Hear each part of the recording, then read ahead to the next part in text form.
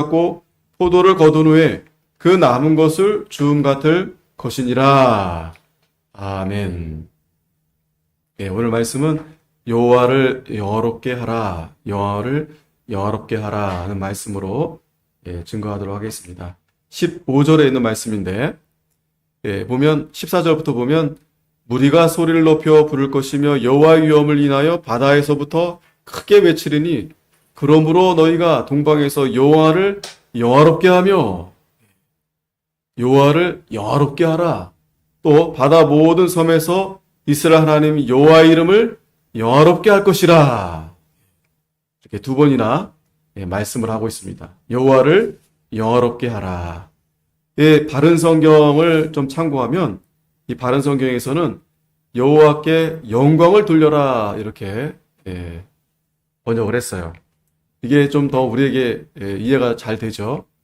영화롭게 하는 게 좀 어려운 말입니다. 그래서 여호와께 영광을 돌려라. 하나님의 이름에 영광을 돌려라. 오늘 제목이 여호와를 영화롭게 하라 했는데 또 다른 말로 여호와께 영광을 돌려라. 이렇게 우리가 이해해도 좋겠습니다. 여호와를 영화롭게 하라.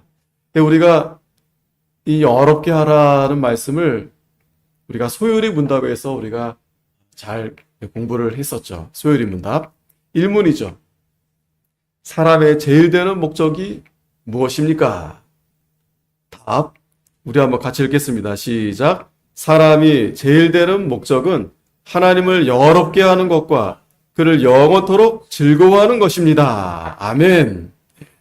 하나님을 영화롭게 to glorify, glory, 영화롭게 하는 것과 그를 영원토록 즐거워하는 것이다. to enjoy, 영화롭게 하다, 즐겁게 하다. 어쨌든 우리에게 굉장히 기쁨이 되고 뭔가 이렇게 이 영화롭게 하는 게 무엇일까 좀 어려운 의미이기도 하지만 로마서 11장 36절에도 보면 이 만물이 주에게서 나오고 주로 말미암고 주에게로 돌아갑니다. 그에게 영광이 세세에 있을지어다. 아멘. 이 영광에 대한 이 단어는 사실은 하나님께만 합당한 그러한 단어다라고 볼 수 있습니다. 우리가 감히 우리는 그 가까이 갈 수도 없어요. 왜냐하면 우리가 근본에 우리 주일학교 여름성경학교도 배웠지만 하나님은 누구신가? 그 이름이 여호와. 출애굽기 3장 14절에 보면 나는 스스로 있는 자다. 하나님께서 모세에게 이스라엘 백성들에게 그렇게 알려줘라 했거든요. 그분이 누구냐? 이렇게 물어보면 여호와 하나님이시다. 하나님은 그는 스스로 있는 자시다. 그 스스로 있다라는 의미가 바로 하나님은 영원하신 하나님이시다. 전능하신 하나님이시다. 전지전능하신 하나님이시다. 그래서 이 여호와가요 성경에 무려 한 6,800회 이상 그렇게 성경에 이제 기록이 되어 있다고 합니다. 이 여호와는 약속, 계약, 이 언약의 뜻이 담겨져 있어요.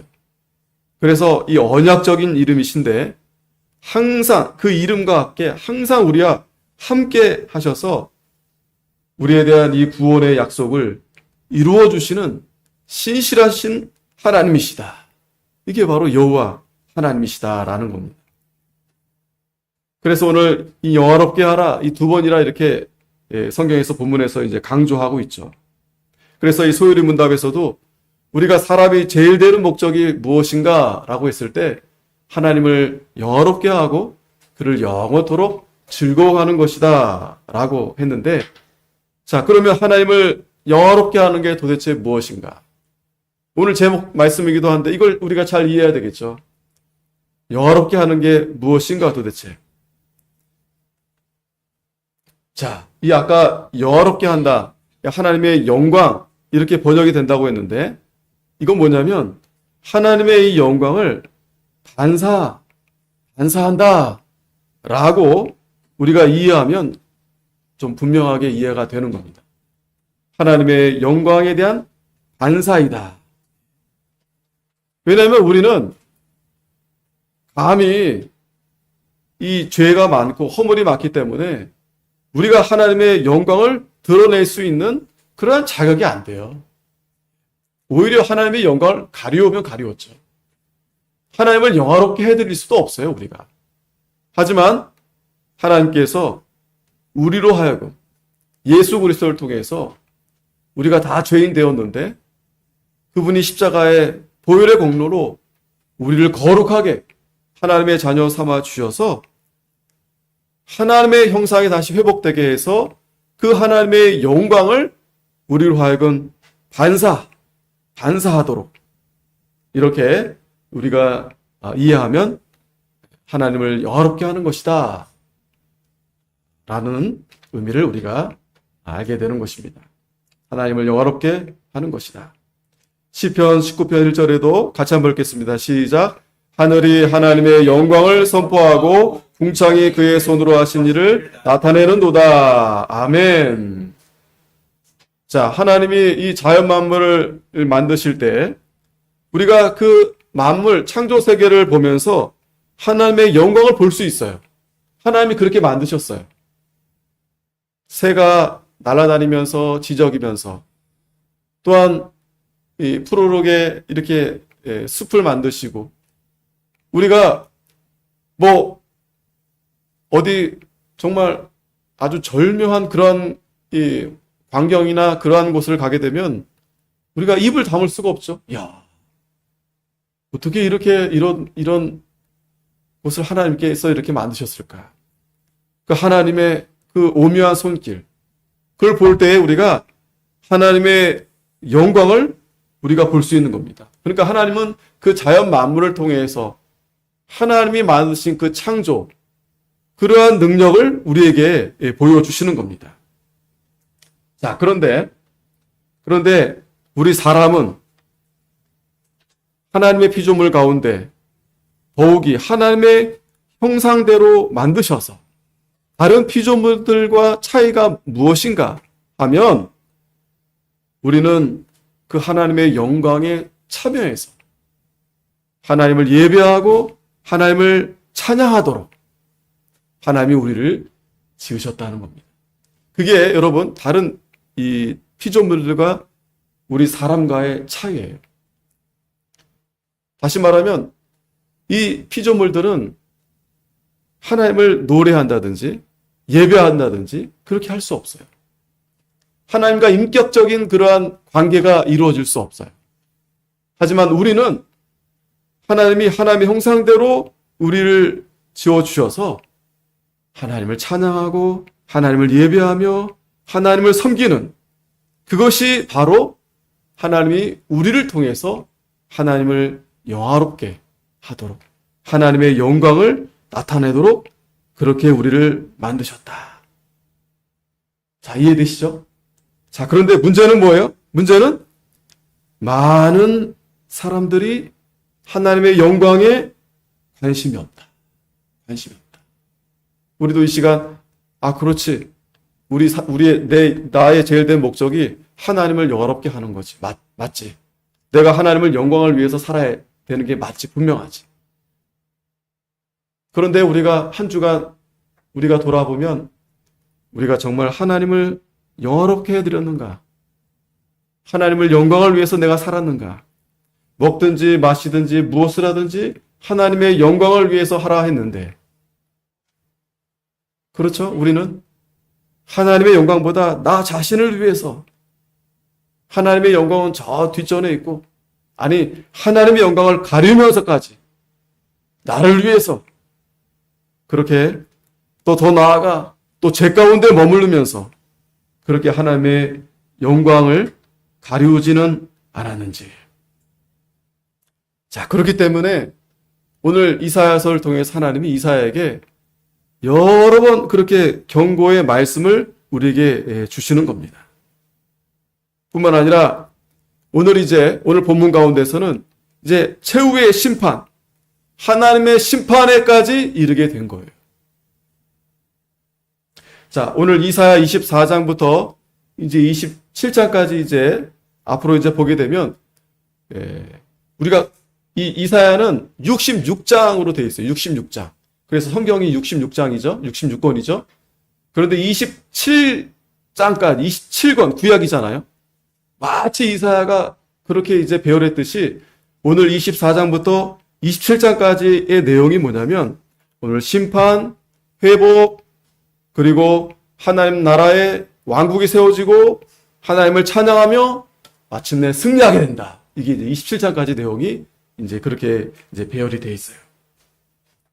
자, 그래서 결국에는 하나님께서 자기 백성을 위해서, 택한 백성을 위해서 싸우시고 모든 원수를 하나님께서 다 이기신다.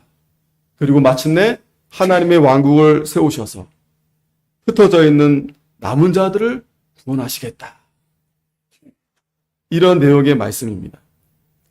자, 그렇기 때문에 우리가 무엇보다도 하나님의 영광을 찬양해야 되고 또 그분의 영광을 그분께 반사하여 돌려드려야 된다. 이게 오늘 말씀이에요. 하나님을 영화롭게 해야 된다. 이 말이 하나님의 영광을 찬양하며 그분의 영광을 그분께 반사해서 돌려드려야 된다. 우리가 이전에도 그 종교개혁 5대 강령에 대해서 배웠죠. 오직 믿음, 오직 은혜, 오직 그리스도, 오직 말씀, 그리고 마지막이 뭐냐면 오직 하나님께 영광. 오직 하나님께 영광. 오직 하나님께 영광. 이게 처음도 되고 마지막도 되고 오직 하나님께 영광을 돌려야 된다. 자, 오늘 그래서 본문을 살펴보면 오늘 1절에서 5절 말씀까지가 이제 하나님의 심판입니다. 앞에서 12개의 나라에 대해서 계속 경고했는데 오늘 24장에 드디어 하나님의 마지막 심판의 모습을 이제 잘 보여주고 있습니다. 여기 1절에 보면 여호와께서 땅을 공허하게 하시고 황무하게 하시며 뒤집어 엎으시고 그 거민을 흩으시리니 이 온 세상이 어떻게 된다고요? 공허하게 되고 황무하게 되고 이 단어가 계속 반복이 됩니다. 공허하다, 다 비우시겠다. 자, 하나님이 창세기 1장에 보면은 이 공허한 이 세상을 하나님이 말씀으로 다 채우셨죠. 다 채우셨죠. 그런데 이제 하나님의 심판 때에는 다 비우시겠다. 그리고 황무하게 된다. 뭐 비어 있으니까 뭐 쓸만한 게 없겠죠. 아무 쓸모없게 된다라는 것입니다. 다 뒤집어 엎으시고 거민들을 다 흩으신다는 겁니다. 이 말은 뭐냐면 모든 질서가 다 파괴되고 혼돈 그 자체가 된다. 그래서 2절에 백성과 제사장이 일반이며 종과 상전이 일반이며 비자와 감호가 일반일 것이며 이 비자와 감호는 아까 이제 우리가 개정개혁에서는 여종과 여주인 이제 어려운 단어죠. 받게 된다는 거예요. 사는 자와 파는 자가 일반일 것이며 체급하는 자와 채용자가 일반일 것이며 이자를 받는 자와 이자를 내는 자가 일반일 것이다. 얼핏 보면 요 2절만 딱 떼보면은 야 정말 이상적인 거죠, 여러분? 누구나 다 똑같다는 거 아니겠어요? 누구나 다 평등한 세상. 이거 정말 좋은 세상 아니겠습니까? 근데 그런 의미가 아니에요. 또 3절에 보면은 땅이 온전히 공허하게 되고 온전히 황무하게 되리라. 여호와께서 이 말씀을 하셨느니라. 자, 2절에 일반이 된다는 말씀은 뭐냐면 이건 좋게 이렇게 표현이 된 건데 사실은 아까도 말씀드렸지만 이 질서가 다 파괴된다는 거예요. 이제 모든 이 질서가 하나님께서 그 역할 때문에 위에 있는 사람, 아래에 있는 사람 이렇게 위치가 있었잖아요. 주인이 있고 종이 있고 그런데 그 질서가 다 무너지게 된다는 겁니다. 혼란한 그러한 세상이 된다는 거예요. 그렇지 않겠습니까, 여러분? 다 여러분 주인이 되고 싶죠? 다 왕이 되고 싶죠? 다 제사장이 되고 싶죠?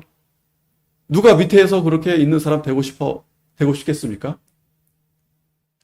이렇게 되면은 여러분, 이러한 세상은 천국에 가야 이러한 세상이 되는 거예요.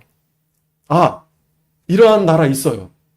우리 요 가까운 나라, 북한. 북한에 가면 이런 나라입니다. 자신들이 이러한 나라를 만들겠다고.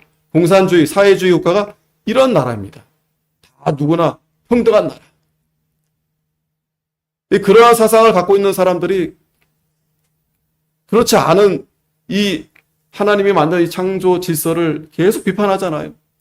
뭐 돈 많은 사람, 권력 있는 사람, 높은 사람 계속 못 잡아먹어서 안달이잖아요. 근데 그렇게 만들어서 정말 잘 살아보겠다 하는 나라가 북한입니다. 북한. 근데 그렇게 만들려 하는 사람은 공산당 그 위에 있죠. 결국 이 세상에는 이런 유토피아가 존재할 수 없어요. 그렇게 할 수도 없습니다. 그런데 가만히 보면 지금도 자꾸 이렇게 만들려고 하고 있어요. 사람들이. 이렇게. 하지만 결국에는 이렇게 되는 것이 하나님의 심판의 결과로 그렇게 된다. 그래서 4절에 결국 땅이 슬퍼하며 쇠잔하며 세계가 쇠약하고 쇠잔하며 세상 백성 중에 높은 자가 쇠약하며 땅이 또한 그 거민 안에서 더럽게 되었으니 이는 그들이 율법을 범하며 율례를 어기며 영원한 언약을 파하였습니다.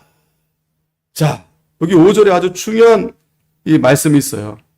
하나님이 왜 이렇게 심판하시는가? 그 이유는 다름이 아니고 이들이 더럽게 하나님 앞에 죄를 져서 그렇다. 그 죄가 무엇인가 하면 바로 율법을 범하고 율례를 어기며 영원한 언약을 파괴하였다. 이것이 이유입니다. 죄예요, 죄. 하나님의 심판은 다른 게 없습니다. 죄입니다. 죄가 무엇입니까? 우리는 죄가 없습니까? 하나님 말씀에 순종하지 못한 것이 죄죠. 불순종이 죄입니다. 불순종이 죄예요. 분명히 사람의 제일 되는 목적이 뭐라 했습니까? 하나님을 영화롭게 하고 그를 영원토록 즐거워하는 것이다 라고 했는데 과연 우리가 그렇게 살고 있는가? 저는 뭐 그렇게 큰 죄를 짓지 않은 것 같은데요. 하지만 이 죄는 순종함의 부족함도 죄인 거예요. 내가 적극적으로 하나님을 영화롭게 하지 못했다. 그러면 그것이 죄인 거예요. 아까도 말씀드렸지만 하나님 앞에 우리가 찬양을 드릴 수 있고 이렇게 예배를 드릴 수 있고 또 하나님을 섬기는 이러한 은혜를 우리가 입었다고 말씀드렸죠. 다른 피조물들은 그런 게 없어요. 천사도 마찬가지입니다.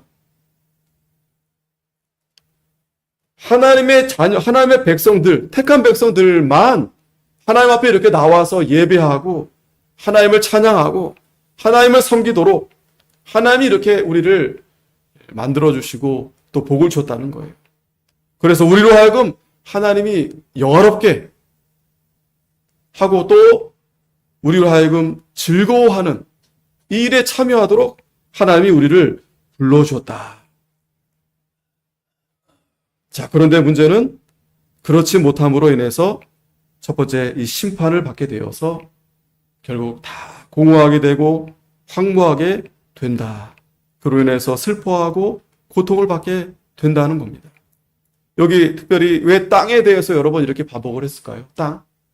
여러분, 이 땅은 참 중요합니다. 우리가 땅 없이 어떻게 살 수 있겠습니까? 또 땅 없이 우리가 먹는 거, 이런 거 다 땅에서 소산이 나도록 하나님이 그렇게 해주신 거예요. 그런데 하나님이 심판하시니까 그 땅이 슬퍼하게 되고 쇠잔하게 되고 온 세계가 쇠약하고 쇠잔하게 된다. 자, 분명한 것은 예외가 없다. 예외가 없다. 어느 누구도 하나님의 심판에 피할 자가 없다라는 겁니다. 자, 그 심판의 결과 7절부터 13절까지인데 새 포도즙이 슬퍼하고 포도나무가 쇠잔해지고 마음이 즐겁던 자가 다 탄식하며 소고치는 기쁨이 그치고 즐거워하는 자의 소리가 마치고 수금 타는 기쁨이 그쳤으며 여기 계속 반복되는 게 뭐예요? 슬프다. 탄식한다. 기쁨이 그쳤다. 노래하며 포도주를 마시지 못하고 독주는 그 마시는 자에게 쓰게 될 것이다. 술을 왜 마십니까? 보통 보면은 서양 사람들이 음주 가무, 그죠? 술 마시면서 춤추는 거. 이게 정말 기쁜 거. 그들의 낙이죠, 낙. 오늘 하루 정말 수고했다. 가서 시원한 술 한잔 하면서 덩실덩실 친구들과 가족들과 춤을 추면서 이게 얼마나 그저 하루를 정말 이렇게 마무리하면서 그게 기쁨 아니겠어요? 그 한잔 하는 게 그렇게 참 그 쓴데 말이죠. 그게 기쁨이 되었는데 하나님의 심판이 있을 때에는 오히려 그게 쓰게 되어서 도무지 내 안에 있는 이 고통과 이 슬픔이 해결이 안 된다는 거예요. 뿐만 아니라 약탈한 성읍이 회파되고 집마다 닫혀 있고 들어가는 자가 없고 포도주가 없으며 거리에서 부르짖으며 모든 즐거움이 암흑하여졌으며 땅의 기쁨이 소멸이 되었으며 성읍이 황무하게 되고 성문이 파괴되고 세계 민족 중에 이러한 일이 있으리니 곧 감람나무 흔든 같고 포도를 거둔 후에 그 남은 것을 주움 같을 것이니라. 하나님의 심판을 받게 되면 기쁨이 다 사라진다는 거예요. 기쁨이 다 사라진다.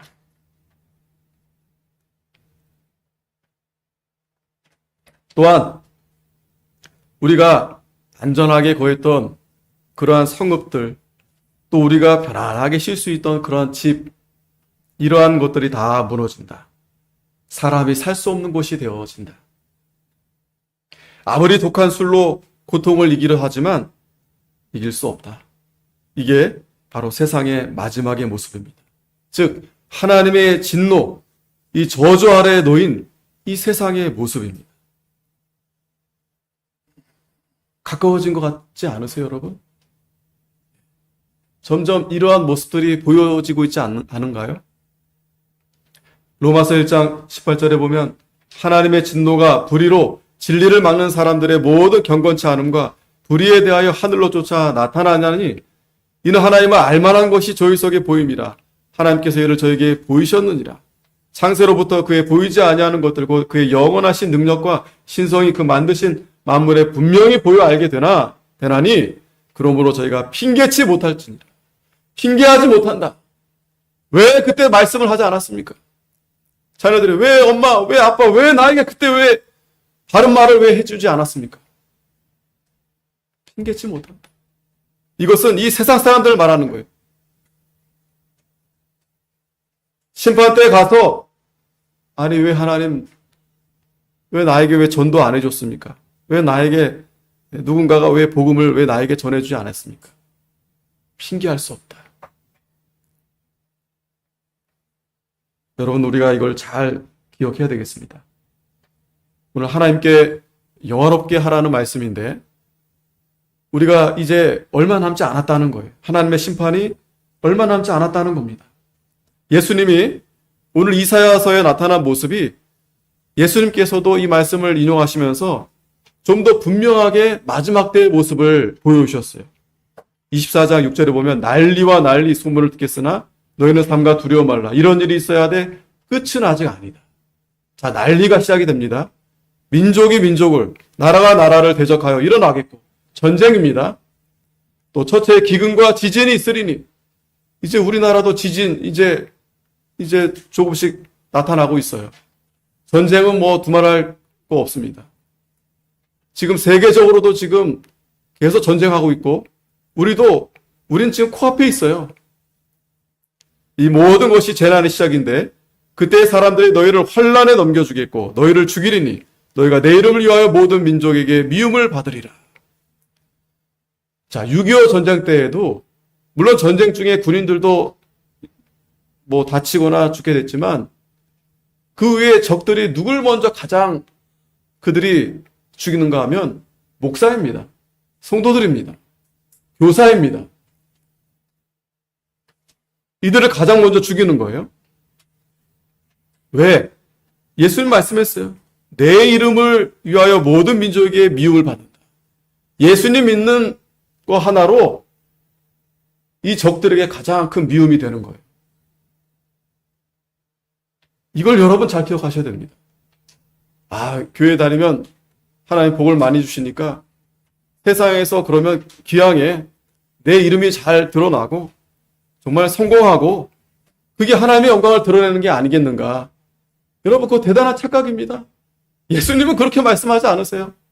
만약에 그렇게 된다면 예수님이 마태복음 24장에 이런 말씀을 하지 않으셔야 되고 오히려 그 반대로 야, 너희들이 내 이름 때문에 세상에서 환영받고 세상에서 추앙받고 너희들을 좋아할 거다. 아닙니다, 여러분. 그 반대입니다.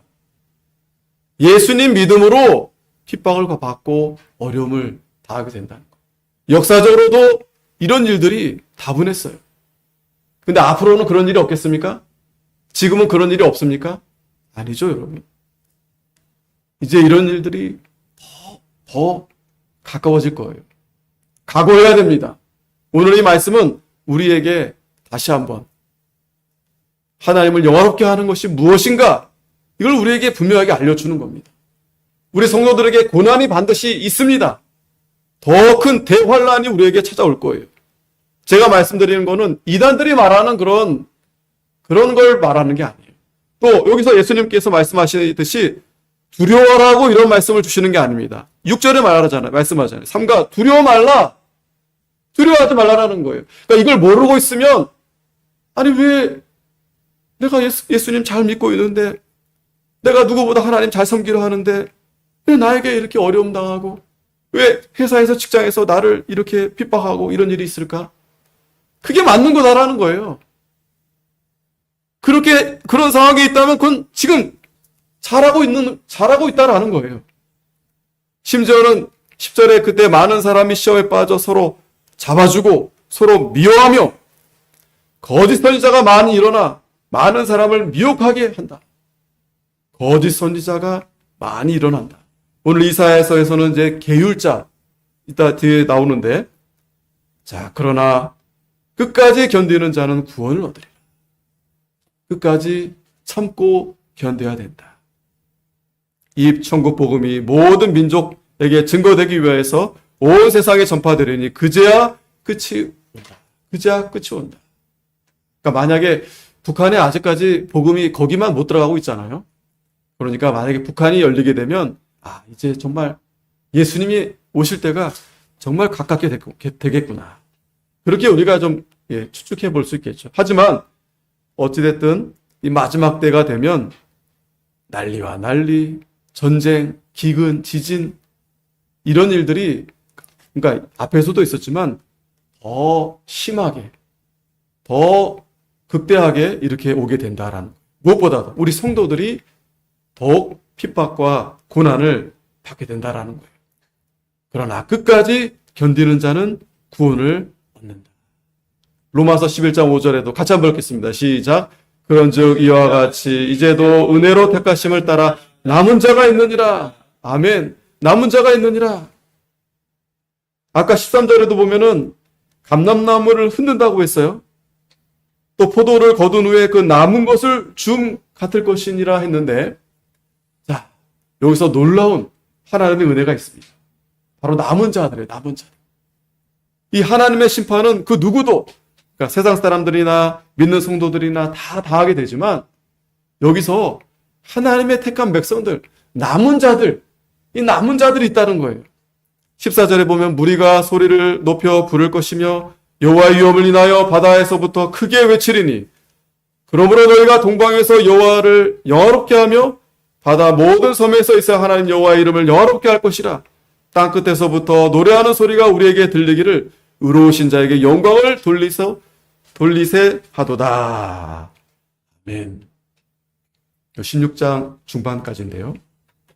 자, 그 심판의 극에 다를 때 여러분 온 세상 사람들은 다 두려워서 막 정신이 혼미하고 뭐 기절하거나 자살하거나 그리고 다 죽게 되지만 남은 자들은 그러한 하나님의 심판을 보게 될 때에 하나님을 찬양하게 된다. 물론 두렵죠. 걱정도 되지만 이제 하나님의 심판이 임했구나. 그리고 이제 우리 예수님이 오시겠구나 하면서 하나님을 찬양하게 된다는 거예요. 즉 하나님을 찬양한다는 것은 이 하나님의 심판이 하나님의 공의와 하나님의 위엄이, 다시 말하면 하나님의 영광이 나타나게 되므로 하나님을 찬양하게 된다는 거예요. 자, 또한 뿐만 아니라 지금 이 이사야 시대의 말씀인데 하나님의 이 복음이 온 세상에 이렇게 땅끝까지 전해지게 돼서 이스라엘 백성들뿐만 아니라, 그러니까 택한 백성들, 이방 나라 가운데서도, 우리가 앞에서도 뭐 두로도 그렇고 또 여러 나라들 중에 애굽도 마찬가지지만 하나님의 백성들이 있다고 했잖아요. 또 아수르도 하나님의 나라라고 했죠. 그러니까 그 가운데 하나님의 택한 백성들, 이들이 하나님의 은혜로 구원 얻은 자들이 이 하나님의 심판 때 하나님을 찬양하게 된다는 거예요. 찬양하게 된다는 거예요. 근데 이들이 어떻게 하면서 찬양하는가 하면 지금 환난을 막 받고 있어요. 또 죽임을 당한 사람도 있습니다. 하지만 끝까지 참고 견디면서 그들의 입술이 하나님을 찬양한다는 거예요. 그게 여러분, 그 초대교회 때 그 핍박 가운데 그 경기장 안에 그 사자, 그 검투사 이들이 막 성도들을 몰아놓고 막 죽이잖아요. 근데 이들이 끌려가면서 전혀 두려워하는 기색들이 없었어요. 그래서 그 군인들은 그저 명령에 따라서 그 성도들을 죽이는 거 아니겠어요? 근데 그들 가운데서 변화된 사람들이 일부 있었어요. 왜? 아니, 이해가 안 되는 겁니다. 어린아이도 그렇고 노인들도 그렇고 아무 힘이 없는 사람들인데 이들이 그 죽음 앞에서 오히려 찬양, 하나님을 찬송하는 거예요. 오히려 기쁨으로 감사하며 눈물을 흘리면서 그렇게 마지막의 모습을 보여주는 겁니다. 이게 바로 남은 자들입니다. 우리가 이사야서에서 수알렸습니다. 이사야의 그 아들 있죠? 수알렸습니다. 하나님이 그 남은 자들을 반드시 회복시켜 주시고 구원해 주시겠다는 거예요. 자, 하지만 그러나 나는 이르기를 나는 쇠잔하였고 나는 쇠잔하였으니 내게 화가 있도다. 계율자, 아까 계율자가 이제 거짓말하는 사람들, 이 거짓 선지자, 이들이 계율을 행하도다. 계율자가 심히 계율을 행하도다. 자, 이 마지막 심판 때에는 여러분, 아까 남은 자들은 믿음으로 참고 견디면서 하나님을 찬양하며 예배하지만, 그러나 그 외에 하나님 믿지 않는 자들은 이 하나님, 이 계율자, 거짓말하는 사람들한테 속아가지고 거기 그 심판 아래 있게 되는 겁니다. 그러니까 이 이사야가 그런 자들을 보니까 너무 안타까운 거예요. 지금도 마찬가지죠, 여러분. 이 시간도 마찬가지죠. 믿지 않는 자들, 또 믿지만 하나님 말씀 순종하지 않는 이러한 성도들의 모습을 바라볼 때 우리가 마음이 참 쇠잔해지죠.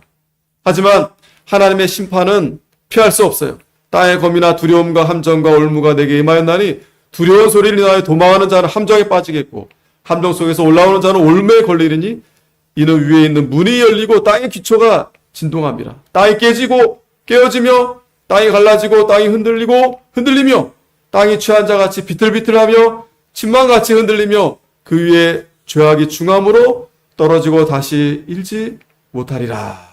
일어나지 못한다는 거예요. 다시 일어나지 못한다. 이유는 뭐예요?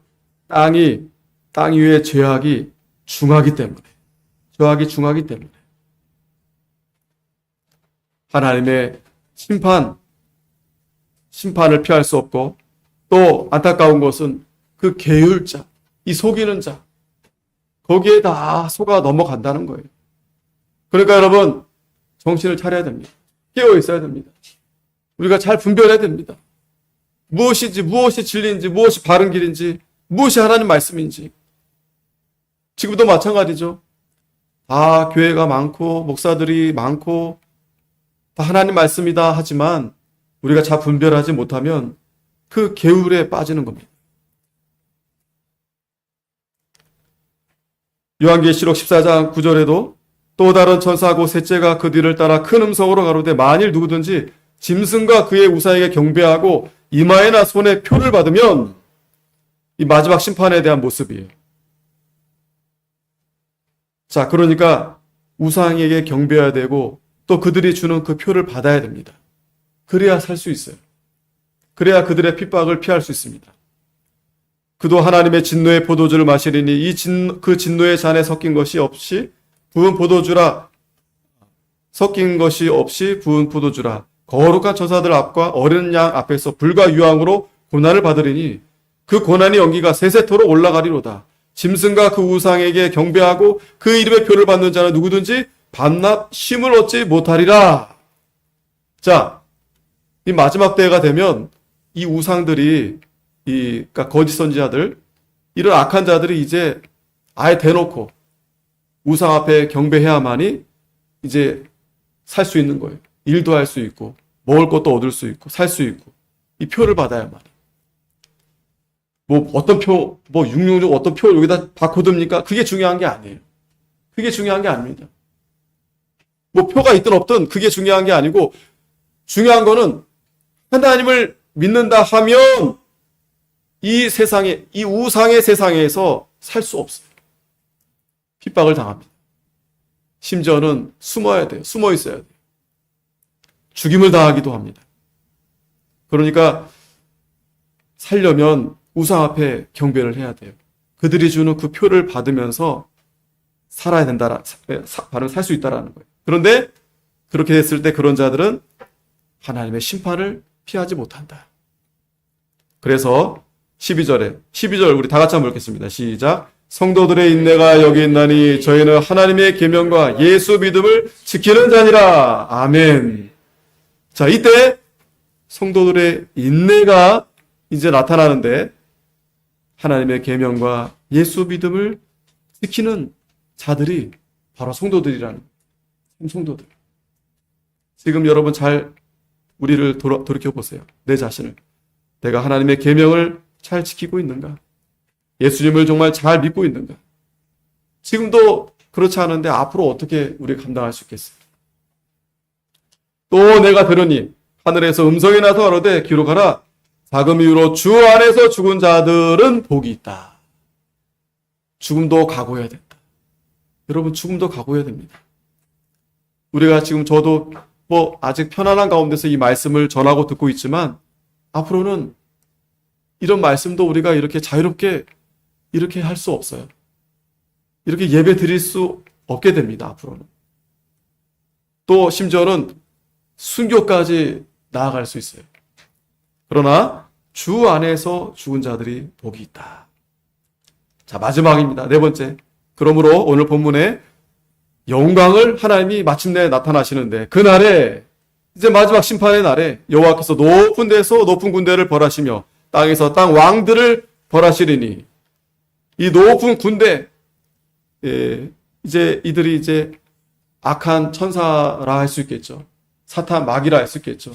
또 이들이 땅의 왕들 이들과 함께 손을 잡았는데 하나님이 벌하신다는 거예요. 그들이 죄수가 깊은 옥에 모임같이 모음을 입고 옥에 갇혔다가 여러 날 후에 형벌을 받을 것이다. 베드로서 2장 4절에 보면 하나님이 범죄한 천사, 이 사탄 마귀입니다. 용서하지 않고 지옥에 던져서 무적행이 어두운 구덩이에 두어 심판 때까지 지키게 하신다. 23절 그때 달이 무색하고 해가 부끄러워하리니 이는 만군의 여호와께서 시온산과 예루살렘에서 왕이 되시고 그 장로들 앞에 영광을 나타내실 것임이라. 자, 우리가 해도 지금 굉장히 밝죠. 달이 그 해가 비쳐서 반사돼서 비춰지는데 주님이 오실 때 새 예루살렘이 이제 임해서 만군의 여호와 우리 예수님이 왕으로 나타나게 되실 때 그 빛이 너무 빛이 강하니까 해도 달도 무색해진다는 거예요. 요한계시록 20장 2절 3절에 보면은 용을 잡으니 옛 뱀이요 마귀요 사탄이라 잡아 1000년 동안 결박하여 무적행에 던져 잠그고 그 위에 임봉하여 1000년이 차도록 다시는 만국을 미혹하지 못하게 하였다가. 자, 이게 이제 우리가 이 1000년 왕국이 바로 예수님이 오시면 이제 1000년 동안 우리가 왕국을 누리게 됩니다. 이때는 이제 하나님이 마귀를 거기다 이제 무적행에 가둬놓죠. 잠깐 근데 놓이게 돼요. 왜냐하면 1000년 왕국 후에 이제 백보자 심판이 있습니다. 그때 이제 하나님이 영원한 심판을 이제 하시는데 그때 너희를 미혹했던 마귀가 불과 유황 못에 던지우리니 거기는 그 짐승과 거짓 선자도 있어 세세토록 밤낮 괴로움을 받으리라. 이 무적행이 지옥이 있습니다. 여기 뭐 마귀만 들어간 데가 아니고 보세요. 거짓 선지자, 믿지 않는 자, 이러한 자들이 다 거기 들어가게 되는 거예요. 그리고 우리는 새 예루살렘, 천년왕국, 영원한 천국에 올라가게 된다라는 겁니다. 여기 잠깐 보면 일곱째 천사가 나팔을 불매 하늘의 음성이 나서 가로되 세상 나라가 우리 주와 그 그리스도의 나라가 되어 그가 세세토록 왕노릇 하시로다 하니 하나님 앞에 자기 보좌에 앉은 24 장로들이 엎드려 얼굴을 대고 하나님께 경배하여 가로되 감사옵나니 옛적에도 계셨고 시방도 계신 주 하나님 곧 전능하신 이여 친히 큰 권능을 잡으시고 왕노릇 하시도다. 이방들이 분노하며 주의 진노가 임하여 죽은 자를 심판하시며 종선지자들과 성도들과 또 물온대소하고 주의 이름을 경외하는 자들에게 상 주시며 또 땅을 망하게 하는 자들을 멸망시킬 때로소이다 하더라. 아멘. 마지막 때 만군의 여호와께서 시온산과 예루살렘에서 왕이 되시겠다. 새 예루살렘, 천년왕국이 이제 세워지는 겁니다.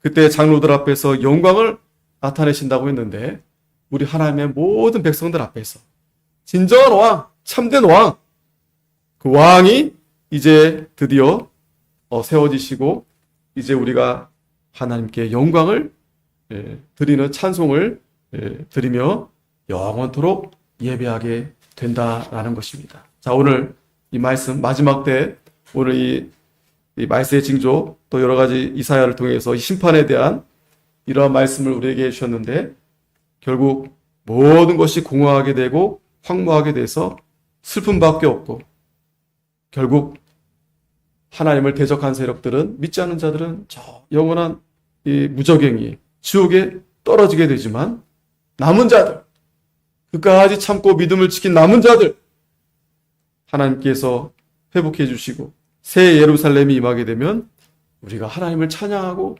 예배하도록 하나님을 영화롭게 하도록 하나님께 영광을 돌리도록 그렇게 한다고 했는데 우리가 끝까지 남은 성도들이 다 되도록 해야 되겠습니다. 기도하겠습니다. 거룩하신 하나님 은혜 감사합니다. 오늘 이 말씀 우리가 잘 기억하고 명심해서 우리는 남은 자들이 돼서 이제 앞으로 더욱 핍박과 혼란이 있게 되겠지만 끝까지 참고 견뎌서 하나님을 영화롭게 해드리고